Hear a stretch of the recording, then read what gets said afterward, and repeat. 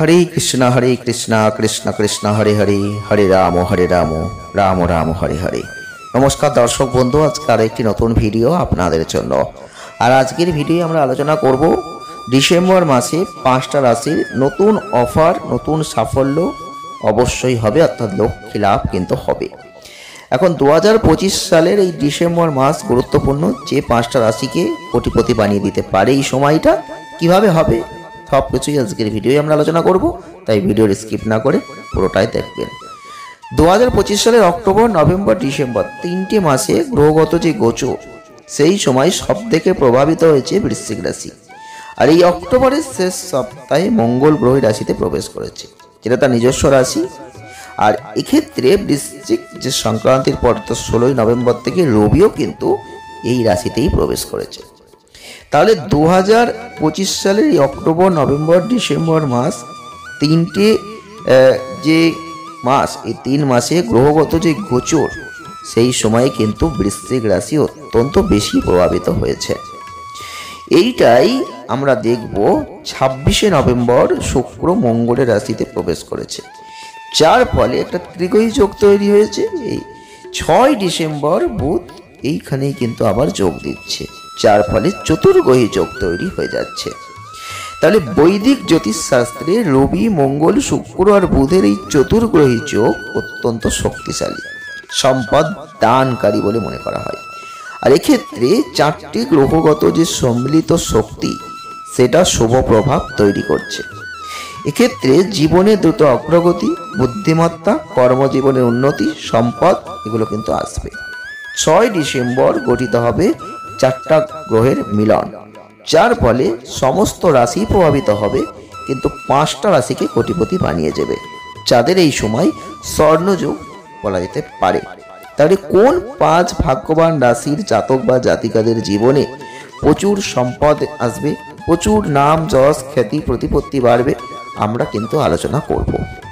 এক হচ্ছে বৃষ রাশি বা টরাস সাইন।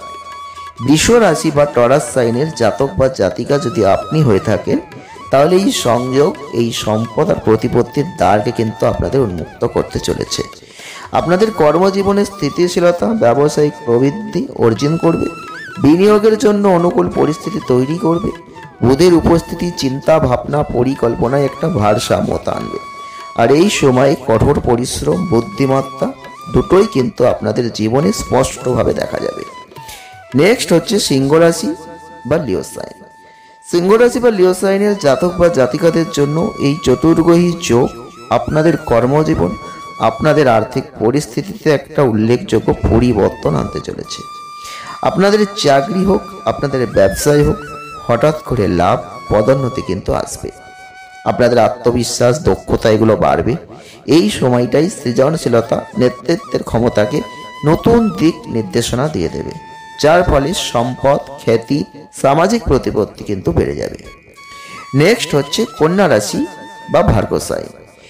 এই 4টে যোগ কন্যা রাশি বা ভার্গো সাইনের মানুষদের জন্য ডিসেম্বর মাসে শিক্ষা, কর্মজীবন আর অর্থনৈতিক ক্ষেত্রে ভালো ফল দেবে। চাকরি, ব্যবসায় উল্লেখযোগ্য সুযোগ তৈরি করবে। বুধের প্রভাব আপনাদের পরিকল্পনা, সিদ্ধান্ত গ্রহণের ক্ষমতাকে উন্নত করবে, আর্থিক স্থিতিশীলতা এনে দেবে, লাভজনক জায়গা তৈরি করবে, সামাজিক সম্মানকে বাড়িয়ে দেবে, ব্যক্তিগত জীবনকে ভারসাম্যপূর্ণ এবং সমৃদ্ধ করে দেবে।